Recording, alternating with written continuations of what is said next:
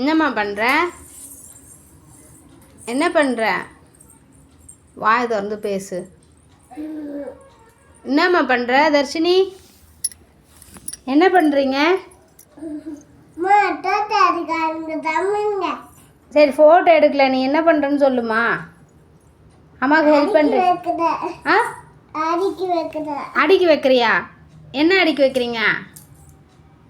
யாருக்கு இந்த பூ? அம்மா வச்சுக்க போறியா பாப்பா வச்சுக்க போகிறேண்ணா? அம்மாக்கா பாப்பாக்கா? அப்போ அம்மாவுக்கு இல்லையா?